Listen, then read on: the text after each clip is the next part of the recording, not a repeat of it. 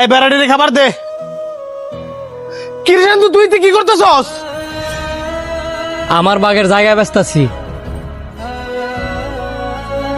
জায়গা বেচতেছস? কি কারণে? কি লেগে জায়গা ব্যস্তাছি তোমার কি নতুন করে কওয়া লাগবো? তোমার আমি কবেতে কইছি যে আমার প্রত্যেকটা বন্ধুর বাইক আছে, আমার একটা বাইক কিনা দাও, দিছ?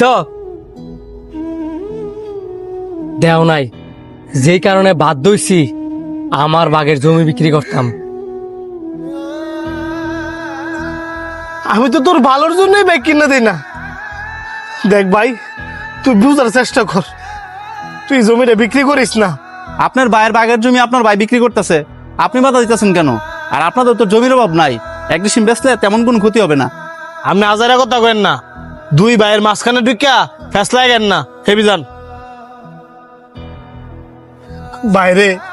তুই বুঝার চেষ্টা কর, তুই আমার একটা মাত্র ভাই, বাপের জমি বেচা বাইকটা কিনিস না। আমি তোর বালা চাই। তুই আমার বালা চাস না, তুই হইছিস একটা নিমসা শয়তান। এমনি তুই ফকিন্নির মতো থাকলেও ঠিকই আমার আড়ালে আড়ালে ব্যাংক ব্যালেন্স করে শুয়ে দিছস। তুই আমার এই কথাটা কইতে পারলি? তুই যদি এখান থেকে না যাস তাইলে আমি আরো নোংরা নোংরা কথা কম।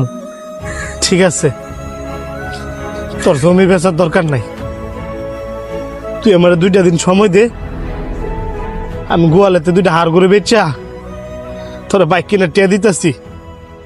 এটা আগে কইলেই তো আমি নেওয়া লাগে না।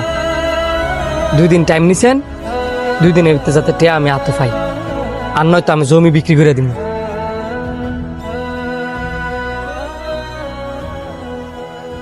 কি রে, তুই 2 দিন ধরে মন মারা হয়ে কিনলি গিয়া? নতুন বাইক কিনলি, কই বন্ধু বান্ধব ট্যুর দিমু, তা না বন্ধু বান্ধব ফোন দিলে উল্টা ফোন কাটিয়া দেস। তুই থাক, আমি বাড়িতে গেলাম, কোনো কিছু ভালো লাগতেছে না।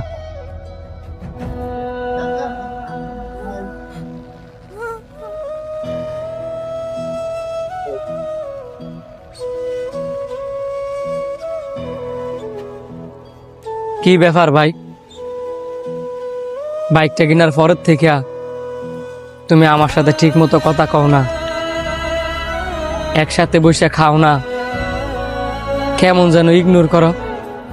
ভাই, আপনি আমার লগে রাগ করে থাকেন না, প্রয়োজনে আপনি বাইকটা বিক্রি করে দেন।